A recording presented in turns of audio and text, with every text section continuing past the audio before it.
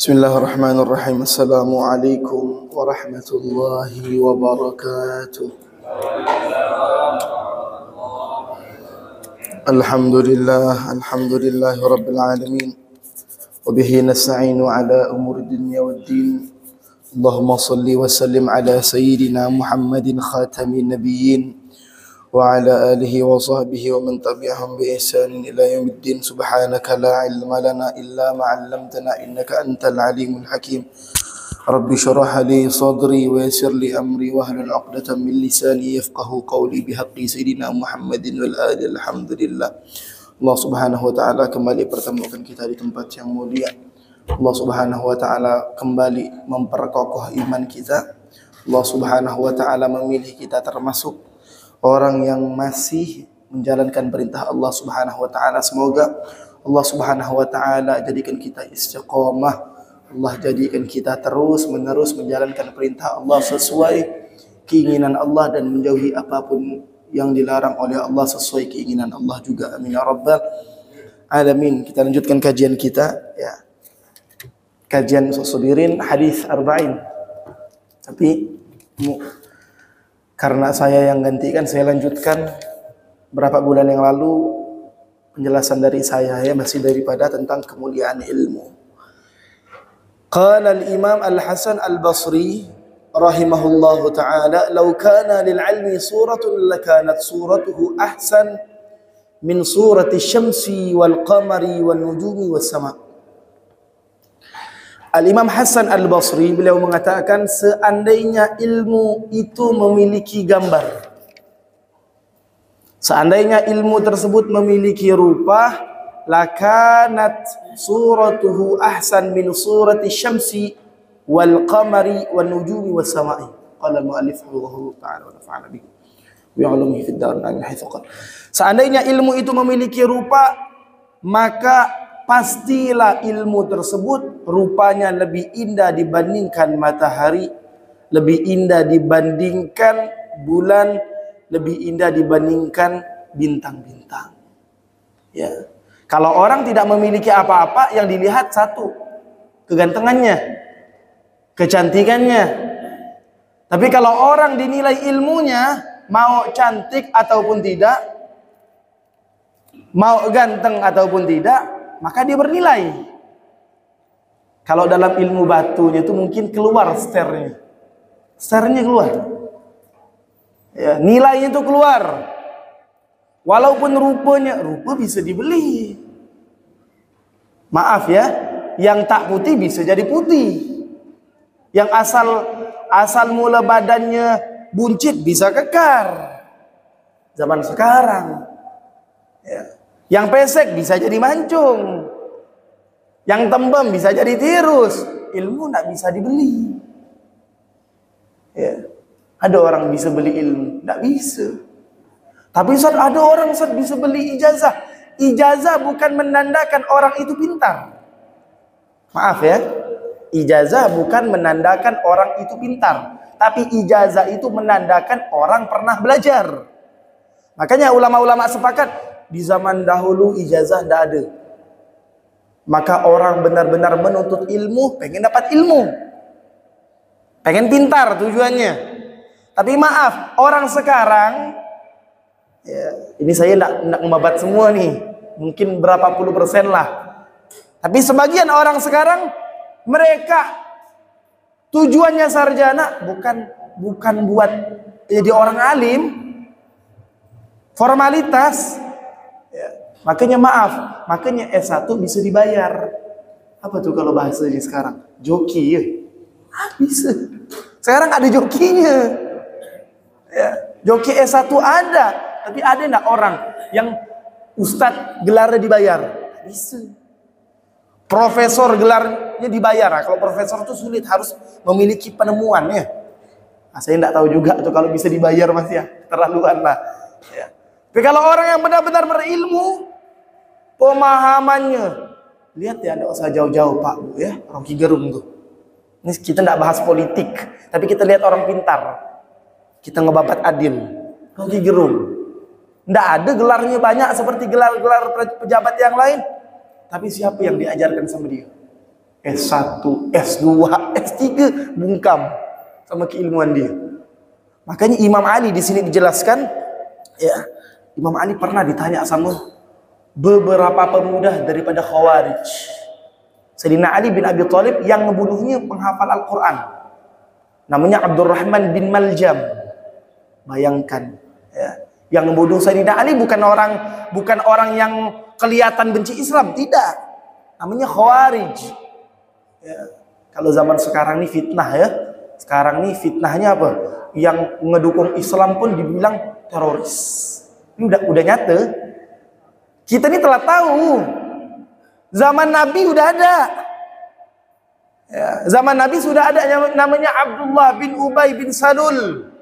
Ikut Nabi Muhammad perang Uhud. Jumlah Islam di saat itu 1000 orang. Tiba-tiba 300-nya stop di tengah jalan. Ini Abdullah bin Ubay matinya dalam keadaan apa? Pakai imamah Nabi Muhammad, pakai jubahnya Nabi Muhammad. Tapi maaf, mati dalam keadaan munafik. Ngaku Islam, tapi tidak ngedukung Islam. Tiba-tiba pertengahan balik mundur. Maka di saat itu peperangan Uhud, Islam dikabarkan hampir kalah. Khalid bin Walid mutar dari gunung. Ya, di saat itu Jabir bin Abdillah dan penjaga-penjaga gunung agak teledor sedikit. Kalau bahasanya kita tidak boleh gampang menyalahkan sahabat, ya. Agak khilaf. Pas lihat ada harta rampasan, mereka turun ke gunung. Begitu Khalid bin Walid mutar dari belakang membantai Islam. Sebenarnya Islam rame, tapi 300 balik. Kenapa? Di situ ada orang munafik yang kelihatan Islam tapi bukan Islam. Zaman Sayyidina Ali, ya, Sayyidina Ali juga sama, dibunuh sama sahabat Sayyidina Ali waktu kecil. Hafal Quran, faham ilmu, tapi ilmunya tak menjadikan dia dekat dengan Allah. Hati-hati. Makanya kata ulama-ulama sepakat, kalau kita nuntut ilmu agama cuma buat diri kita sendiri, maka sulit. Nanti maaf, ya, nanti nafsu timbul. Nanti nafsu itu timbul, nafsu yang menguasai diri kita, ilmu kita jadikan buat nafsu. Kita jual nanti itu ilmu kita. Makanya as-salafuna as-salihun, ulama-ulama kita terdahulu menjelaskan, kul bikasbika wala ta'kul bidibik. Makanlah dengan kerjamu, jangan makan dengan agamamu. Ya. Jangan jual agama baru dapat makan, bahasanya gitu. Walaupun kita dakwah, walaupun kita jadi ustadz, walaupun kita ini jadi guru, jangan lupa ada usaha sampingan. Maksudnya gitu. Biar kita ibadah, kita ngajar, kita dakwah lebih ikhlas, itu bahasanya. Rasulullah dagang. Kalau Rasulullah bicara, Rasulullah cuma pengen pengen dakwah, Rasulullah dakwah. Tapi tetap Rasulullah juga berdagang. Rasulullah ngasih tahu kepada umatnya, tis'atun a'syar rizki fit tijarah wal usyru fil mawashi. 100% Allah ciptakan rezeki, 90%-nya terlahir daripada perdagangan. Makanya kebanyakan orang kaya itu dari hasil dagangan. Ya, kebanyakan orang kaya itu dari hasil dagangan. Nah, Sayyidina Ali tadi dibunuh oleh orang munafik hafal Quran. Bagaimana terbunuhnya Sayyidina Ali? Sayyidina Ali itu terbunuh dengan pedang, ditancapkan ke kepala beliau sampai tembus ke belahan perutnya. Ada riwayat mengatakan 2 hari 2 malam Sayyidina Ali masih hidup, beliau masih menjalankan sholat 5 waktu secara normal. Bayangkan nih, pedang nih nancap. Kita nih kadang potong bawang dikit, terpotong ujung dikit, dah tak enak badan, nak salat ke masjid pun tak mampu. Ya, terpleset ke, tak nyaman badan ke, sulit. Sayyidina Ali normal solat, normal beliau solat. Ya, solat 5 waktu, solat berjamaah, pedang masih melekat di kepala beliau. Pedang tuh. Sayyidina Umar bin Khattab, saking benar-benar beliau itu amar ma'ruf nahi mungkar, jangankan jasadnya, bekas pijakan kakinya saja iblis pada takut. Asyaddu ala syaitan, kata Rasulullah. Umar ini paling ditakuti oleh syaitan. Apa amalan Sayyidina Umar? Beliau tak bakal mundur walaupun beliau sakit. Bahkan di saat beliau pengen meninggal, lagi sholat subuh, ada namanya Abu Lu'lu al-Majusi, penyembah api, benci sama Sayyidina Umar. Dari belakang nusuk Sayyidina Umar, pakai pisau belati panjang segini, kecil, ditusuk Sayyidina Umar. Sahabat nih Pak Bu, lengahnya cuma satu, lagi sholat. Sahabat, lengahnya cuma satu, lagi sholat. Kalau kita sekarang, lengahnya bukan lagi sholat, lagi main HP. Kalau udah lagi main HP ini macam kambing congek kadang itu. Dipanggil orang tuh tak noleh, dipanggil anak pun tak noleh. Kalau kita sekarang, makanya abangnya Al-Habib Umar bin Hafid beliau mengatakan, zaman dahulu ulama-ulama kita, orang tua kita baca Al-Quran, baca kitab tuh bagaikan orang sekarang megang HP. Orang sekarang kalau megang HP kan fokus, nggak ada noleh kanan noleh kiri. Zaman dahulu mereka baca Al-Quran lagi sholat fokus, nggak noleh kanan noleh kiri. Kadang kita ni lagi majlis yang nggak perlu kita perhatikan pun kita perhatikan. Seperti apa? Bunyi motor, noleh, lihat motor siapa, itu nggak perlu. Manfaat nggak kita ngelihat motor siapa apa bukan? Nggak perlu. Bigadril fudul tangusul fadl. Orang yang sering kepo itu mengurangkan kemuliaan diri dia di hadapan Allah Subhanahu wa ta'ala. Itu hal yang sepele. Orang lewat pun mau ditahukan sama dia, tak perlu sebenarnya. Ya, tak perlu sebenarnya. Ya, tuh tadi Sayyidina Umar bin Khattab beliau pingsan ditusuk. Sayyidina Umar tuh pingsan ditusuk. Waktu subuh udah pengen habis, beliau siuman. Sahabat-sahabat tidak bertanya apa-apa. Ya, tidak nanya, macam mana? Sakit enggak? Ini enggak? Enggak. Sahabat mengingatkan macam mana? Wahai Umar, engkau udah sempurnakan sholatmu atau belum? Kan agak sholat tadi. Tiba-tiba ditusuk, beliau pingsan. Nusuk itu bukan di area apa? Di area apa nih? Area tang lambung, tang hati kita. Pingsan Umar bin Khattab yang kuat dan gagah tersebut. Bangun-bangun diingatkan tentang sholat. Bangun lagi. Wudhu lagi, sholat lagi. Habis sholat beliau meninggal. Ya masih itu. Ini nempel nih, masih ini melekat. Pisau itu masih melekat tuh. Tetap sholat. Makanya Pak, Bu, puasa, orang sakit tak wajib puasa. Ya, orang sakit tak wajib puasa. Orang musafir tak wajib puasa. Tapi dengan syarat-syarat tertentu ya. Di dalam kitab Safinah itu dijelaskan, atau Fathul Qorib atau Amdatus Salik, banyak tuh perinciannya. Tapi kalau orang sholat, orang musafir, wajib nggak sholat? Wajib. Nanti dijelaskan ada jamak taqdim, ada jamak ta'khir, ada qasar, ada jamak wal qasar. Bisa jamak juga, bisa qasar juga. Ya. Sholat tak ada alasan. Ya. Kalau tak bisa sholat diri, sholat duduk. Tak bisa sholat duduk, sholat ada tingkatannya, tak sembarangan. Ya. Tapi kalau puasa, walaupun puasa Ramadan, kalau sakit tak wajib puasa. Ya. Jangan pula dalil la yukallifullahu nafsan illa wus'aha. Allah tidak memaksakan kehendak kecuali semampunya. Oh, aku akhirnya agak letih, sholat terbakingnya lah. Tak begitu, itu nafsu. Ya, di sini kata ulama bilang sakitnya dilihat. Seandainya dia sholat berdiri, sholatnya tadi menyebabkan dia bisa pingsan, maka cukup bagi dia sholatnya duduk. Bukan setiap sakit boleh sholat duduk, enggak. Lihat dulu ilahnya, lihat dulu sebabnya.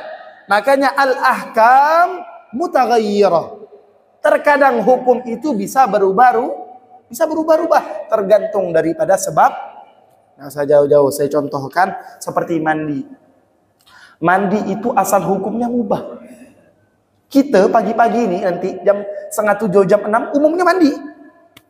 Walaupun dengan bukan konsep ibadah, tak pakai niat, mubah. Tapi kalau kita tambahkan dengan niat mandinya buat apa? Contoh, kita subuh-subuh mandi, niatnya buat sholat subuh.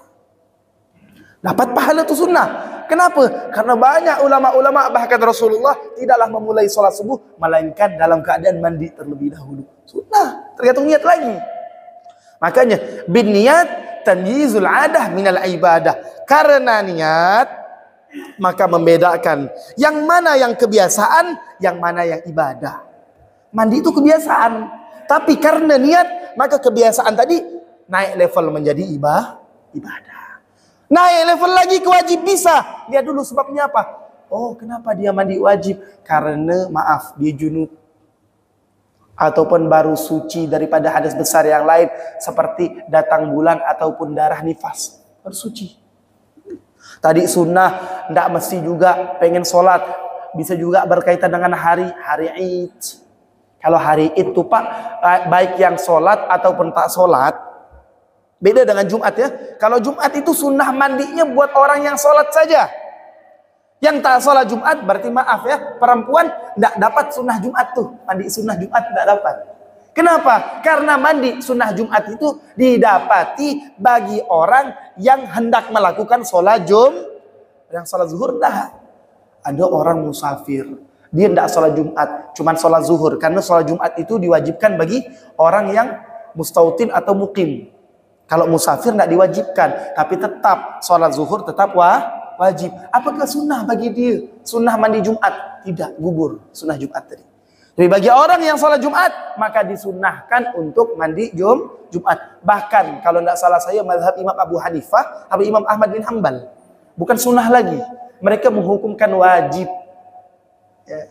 Mereka menghukumkan mandi hari Jumat itu hukumnya wajib. Tapi kalau hari Id, beda. Sunnah mandi Id ini, baik yang sholat ataupun tak sholat, baik yang di masjid ataupun tak di masjid, maka hukumnya sunnah. Jumat itu mulia karena ada sholat Jumatnya. Kalau hari Id itu mulia bukan karena sholat, tapi memang itu hari rayanya orang Islam ya, jelas kira-kira. Maka Sayyidina Ali di sini menjelaskan, di saat Khawarij bertanya sama beliau. Khawarij ini yang saya bilang tadi kelihatan Islam tapi benci dengan Islam, ada 10 orang. Sayyidina Ali ini terkenal. Di dalam hadis dijelaskan apa kata Rasulullah? Ana madinatul ilmi wa aliyun babuha. Aku ini adalah kotanya ilmu, sementara Ali itu adalah pintunya. Kau tak bisa memasuki suatu kota melainkan engkau melewati pintunya. Ini Sayyidina Ali pintunya ilmu. Beliau ditanya sama Khawarij tadi, malil afdal? Mana yang afdal? Al-ilmu awil mal? Yang mana yang utama? Ilmu apa harta? Ini orang munafik yang nanya, orang Khawarij ini nanya 10 orang. Dengan pertanyaan yang sama. Tapi mereka mengatakan, kita lihat. Kalau seandainya Ali ini orang alim, maka dia menjawab pertanyaan kita dengan jawaban yang berbeda-beda. Tapi kalau seandainya dia jawab dengan jawaban yang sama, maka itu pertanda Ali ini bukan orang yang pintar, tapi sok pintar. Ya, zaman dulu banyak orang pintar. Kalau zaman sekarang maaf, banyak orang sok pintar, tak pintar tapi banyak sosokan. Ya. Banyak orang sok pintar ya. Orang pintar sekarang jarang Pak, Bu ya. Benar-benar alim itu jarang. Maka di sini Sayyidina Ali satu orang masuk. Ya Ali, yang mana yang afdal? Ilmu apa harta? Dijawab sama Sayyidina Ali, al-ilmu khairum minal mal. Al-ilmu yahrusuka wa anta tahrusul mal. Ilmu itu lebih mulia daripada harta. Ilmu menjagamu, sedangkan engkau menjaga harta. Pengen maksiat ya, pengen maksiat karena punya ilmu. Oh tadi saya udah belajar, tidak boleh lagi nih. Kalau orang utang kita ambil untung, tidak boleh, karena udah belajar tadi. Ilmu menjagamu, sementara engkau menjaga harta. Ada orang minjam duit sama kita 5 juta, dia bilang nanti pas saya bayar tidak apa-apa lah, saya lebihkan 500 atau 1 juta. Kita tahu hukumnya riba, kita hindarkan ya, karena kemarin belajar. Ilmu menjagamu. Oh enggak, saya ikhlas, enggak apa-apa, nanti bayarnya sama ya 6 juta, santai ya bayarnya, saya kasih tempo lama. Karena tahu ilmu tadi. Ilmu menjagamu, sementara kita menjaga harta. Kita punya duit, contoh 1 berangkas. Kita punya duit, contoh 10 juta di rumah. Apakah kita simpan di depan kloset? Depan WC? Kita simpan depan keset kaki? Tidak.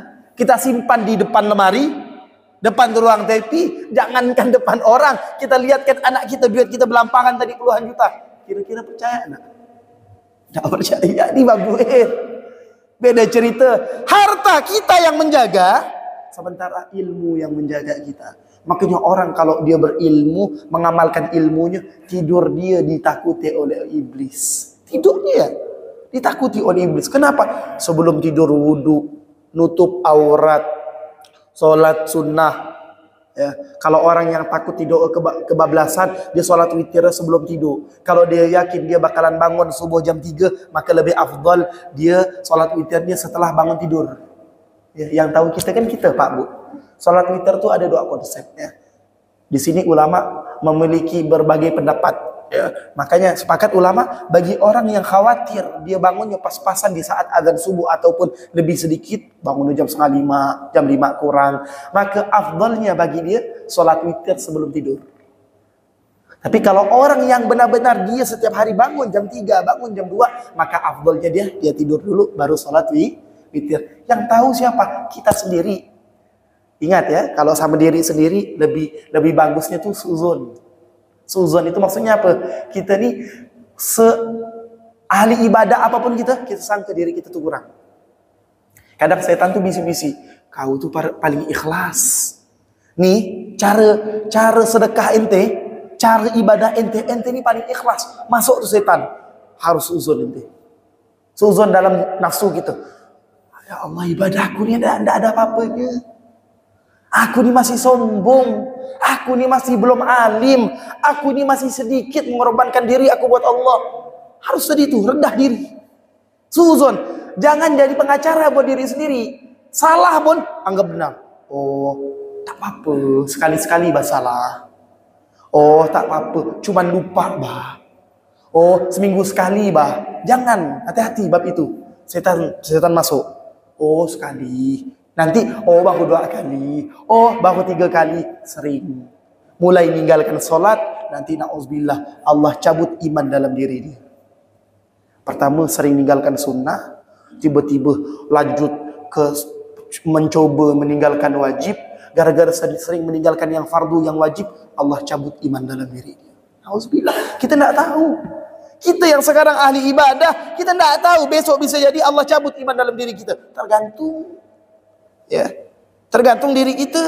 Makanya di saat kita melihat, makanya kata ulama sepakat di sini dalam ilmu fiqih, sujud syukur tuh Pak, bukan hanya di saat kita mendapatkan nikmat.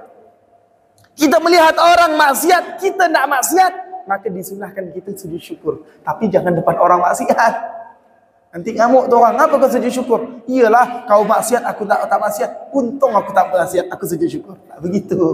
Cari tempat kosong, sujud syukur. Ya Allah, bersyukur aku kepadamu ya Allah. Habis itu doa ya. Di saat orang-orang maksiat, Allah masih menjaga aku, engkau masih menjaga aku ya Allah, bukan karena kesempurnaanku tapi karena kasih sayangmu ya Allah. Istiqomahkan aku, sadar diri ya. Jangan ngelihat orang maksiat, untung aku nih orang yang termasuk ahli ibadah di fastabiqul khairat, tidak macam dia tuh. Hati-hati, ibadah kita tidak ada apa-apanya.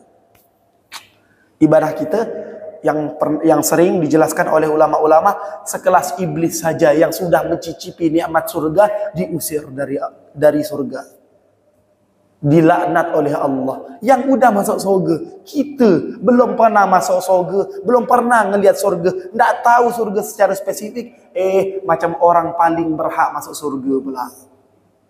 Makanya yang dijelaskan, kita sering hadir majelis ta'lim zaman sekarang ini, paling amannya tuh Pak, urus diri sendiri.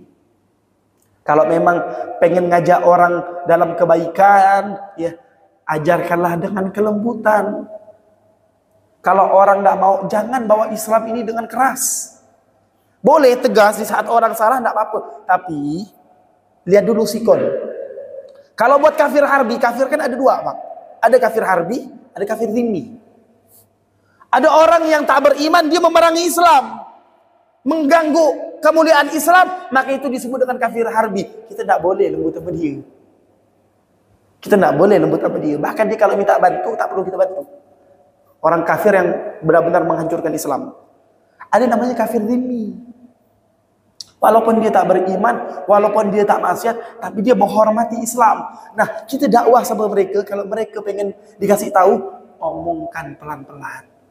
Kadang maaf ya, Islam sekarang bukan dihormati, bukan disegani, tapi maaf, lebih tepatnya apa? Menyeramkan. Menyeramkan itu dalam konsep bagaimana? Islam ini zaman sekarang yang saya perhatikan juga, bahkan ulama-ulama termasuk murid-murid Habib Umar itu, Ya, walaupun saya bukan murid Habib Umar langsung, saya belajar sama Habib Ridha, saya belajar sama Habib Zaid bin Ibrahim Nusubit Madinah, itu gurunya guru saya. Ya, lebih menyatakan zaman sekarang orang ini takut sama Islam. Kenapa? Yang bawa Islam Islam. Ya, ginek dikit celaka, ginek dikit neraka, ginek dikit sesat. Ya, banyak benar panitia surga sama neraka ni. Ya, terlalu banyak panitia surga dan terlalu banyak sekelas Abu Nawas. Abu Nawas itu sebenarnya Imam Syafi'i meragukannya. Di saat dia meninggal ada percikan kertasnya. Ya, rupanya dia mengeluarkan syair. Apa syairnya setiap Jumat kita baca? Ilahi lastu lil firdausi ahla. Abu Nawas sebenarnya ahli ibadah. Tapi dia memperlihatkan di hadapan manusia, kalau bahasa sekarang ini apa? Kayak wali majdub.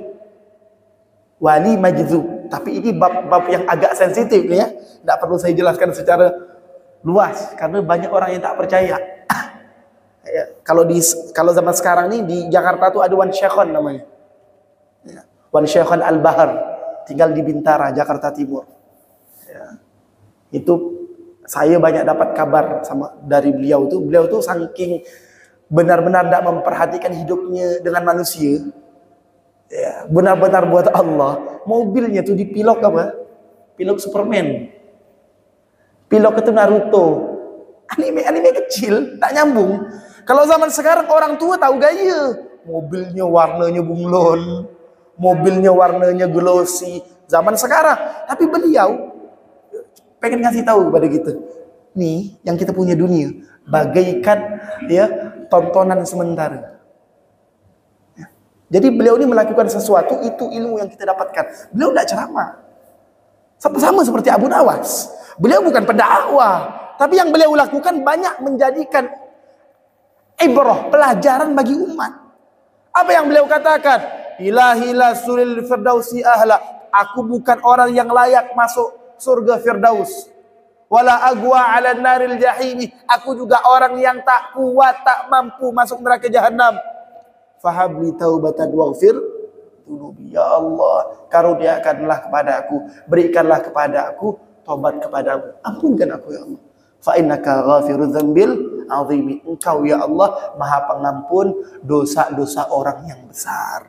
Maksudnya besarnya dosa Allah tetap Maha mengampunkan. Terakhir, ganti pertanyaan tadi, satu lagi datang. Wahai Ali, mana yang mulia? Ilmu apa harta? Maka Ali menjawab dengan jawaban yang berbeda. Al-ilmu yazku 'alal infaq wal mal tunqisuhun nafaqah. Ilmu itu bertambah kalau dibagikan. Harta kalau dibagikan makin berkurang. Maksudnya secara nyata. Ini kita tidak bicara nanti diganti. Kita bicara langsung. Contoh, kita punya duit 100.000. Ada kotak amal lewat. Ataupun kita makan. Jamin orang. Ya, 50.000 kita beli ayam geprek 2. Contoh 25.000. Duit tadi berkurang tuh. Yang asalnya 100.000 jadi 50.000. Ilmu enggak. Ilmu beda seperti harta. Ilmu, di saat kita bagikan, di saat kita jelaskan, ilmu tersebut makin luas. Yang asalnya kita tahu itu ya, tapi karena kita jelaskan, jadi luas ilmu tadi. Makanya ilmu makin bertambah di saat dibagikan, sementara harta makin berkurang di saat dibagikan secara normalnya. Tapi nanti harta, kalau kita benar-benar mengeluarkannya karena Allah, waktu demi waktu, kadang dibalas sama Allah. Tapi maaf ya, di sini ada sedikit pemahaman yang kadang kita tahu tapi kita tak sadar. Seperti apa?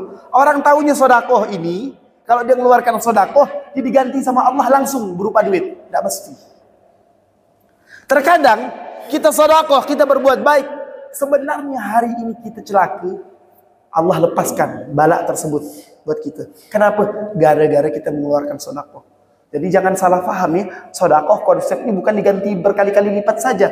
Tapi sodakoh itu menolak bala. Ya. Sodakoh itu menolak bala. Makanya dijelaskan di dalam kitab Syifa'us Saqim karya mertuanya Habib Umar bin Hafid, mertuanya Habib Zaid bin Ibrahim Nusubit, Al-Habib Muhammad bin Abdullah Al-Haddad. Beliau mengatakan Nabi Muhammad SAW bersabda, as-sodakoh ya, tudfi'u ghadabar Rabb. Sedekah itu meleburkan murkanya Allah Subhanahu wa taala. Bisa jadi hari ini kita terpleset tapi ada. Allah selamatkan kita dengan tembok. Kenapa? Karena tadi kita mengeluarkan sedekah. Itu bisa jadi seperti itu konsepnya. Yang ketiga, beda lagi pertanyaannya. Datang lagi. Tadi pertanyaan kau sama. Jawaban kau beda. Saya juga beda tadi. Naik lagi ketiga. Wahai Ali, yang mana yang afdal? Ilmu apa harta? Ilmu lebih mulia daripada harta. Kenapa engkau bisa jawab seperti itu? Al-ilmu hakimun wal mal mahkumun. Ilmu itu memberikan hukum. Kita tahu ilmu, maka kita tahu hukum. Ya. Karena kita tahu ilmu, maka ilmu itu memberikan hukum. Oh, solat ini hukumnya wajib, solat 5 waktu. Oh, solat ini hukumnya sunnah, solat tarawih, solat witir. Ilmu memberikan hukum. Wal mal mahkumun. Kalau harta dihukumi. Oh, kalau hartanya, kalau kita punya duit, kita simpan setahun lebih daripada ukuran emas 82 gram. Contoh kalau sekarang lebih daripada 120 juta, disimpan udah setahun, mudiyal haul, bulughin nasab, maka wajib mengeluarkan zakat 2,5%. Zakat diberikan hukum, sementara ilmu memberikan hukum. Ini pertanyaan sampai ke-4, sampai ke-5, sampai ke-10 orang tadi pembenci Islam, walaupun dia ngaku Islam, semuanya dijawab dengan jawaban yang berbeda. Maka ulama-ulama sepakat menjelaskan tentang kejadian ini. Seandainya satu-satu orang bertanya kepada Ali tentang kemuliaan ilmu dan harta, yang mana yang lebih mulia? Apa sebabnya? Sungguh Ali bin Abi Thalib bisa menjawab itu sampai hari kiamat dengan jawaban yang berbeda-beda. Sayyidina Ali nih Pak pernah menjelaskan huruf ba di dalam tafsir surah Al-Fatihah. Ba itu adalah huruf jar. Ba itu artinya begini. Ba itu maksudnya begini. Itu kata ulama bilang, saking luasnya penjelasan Sayyidina Ali itu berhari-hari, berbulan-bulan tidak stop cuma menjelaskan huruf ba. Saking alimnya, saking luasnya pengetahuan beliau. Ya, ini udah pengen masuk isyarak nih. Isyarak sekarang jam berapa?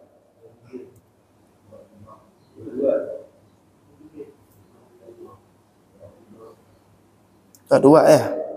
Apa mungkin saya lanjutkan atau pertanyaan? Saya takut kelebihan waktunya. Ya. 6 menit lagi. Saya lanjutkan sedikit ya. Karena Syekh Abdul Qadir Al-Jailani, Syekh Abdul Qadir Al-Jailani dijelaskan radhiyallahu anhu, tara ali nurun 'azimun mala al-ufuq.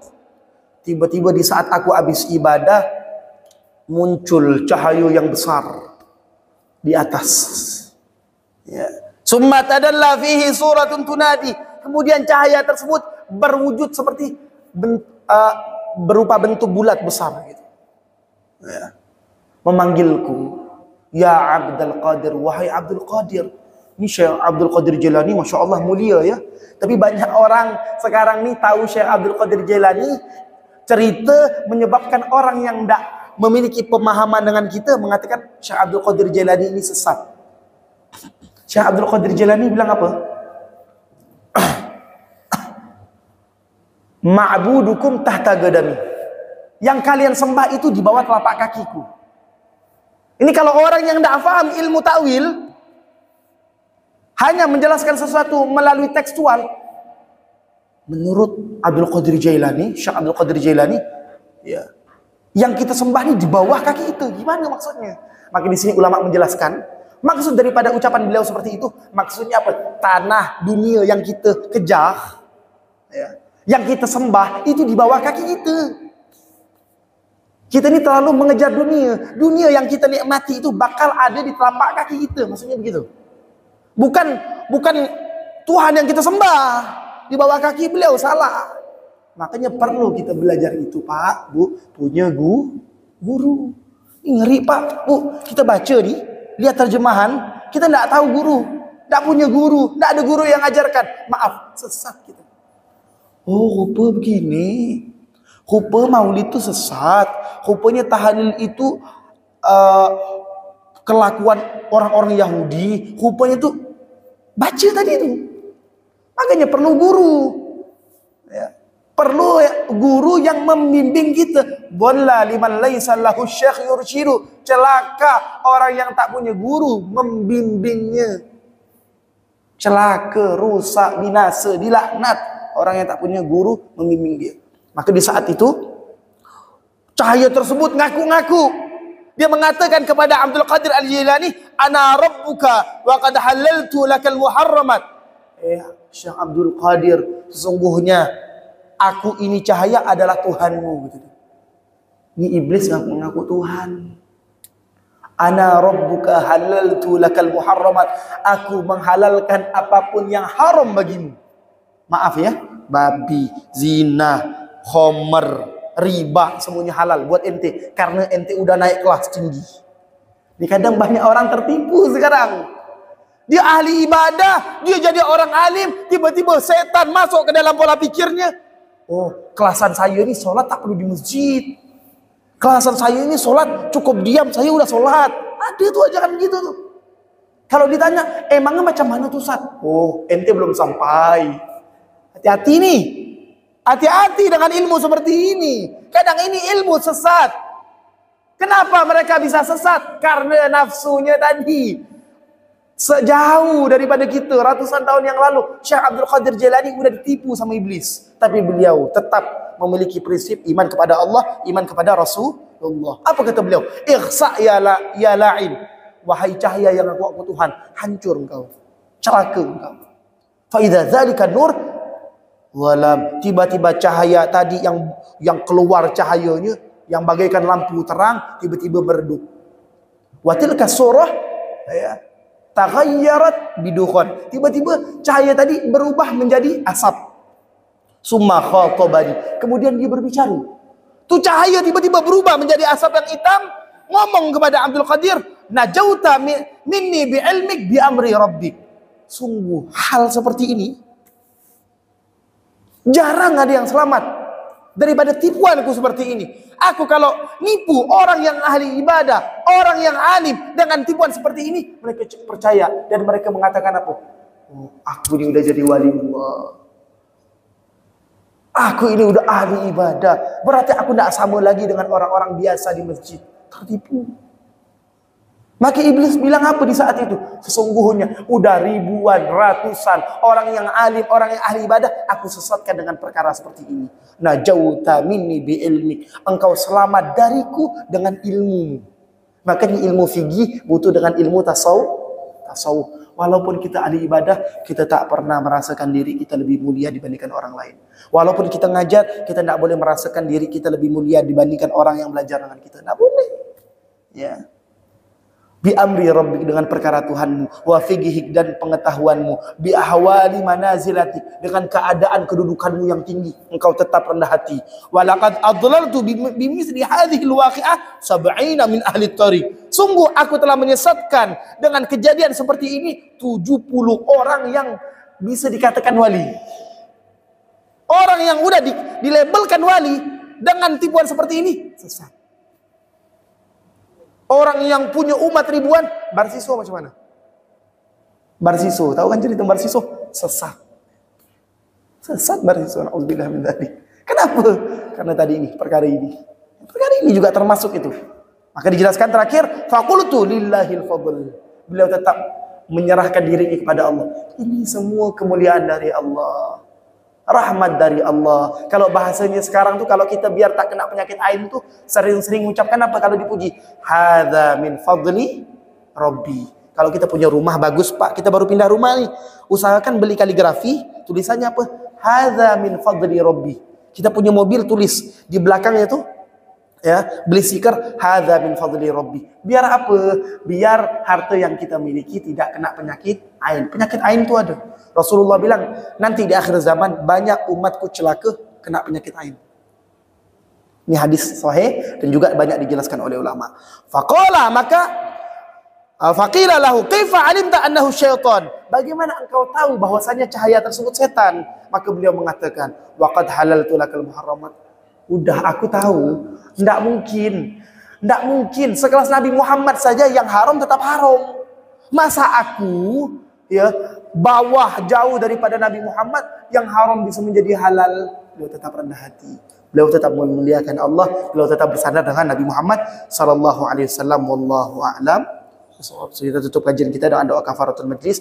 Saya minta maaf jika ada salah. Kesalahan murni dari pribadi saya, kebenaran murni dari zatnya Allah Subhanahu wa taala yang maha sempurna. Semoga Allah Subhanahu wa taala istiqomahkan kita, Allah Subhanahu wa taala muliakan kita. Apalagi di pagi hari Kamis ini, Rasulullah mendoakan kita seluruh umatnya.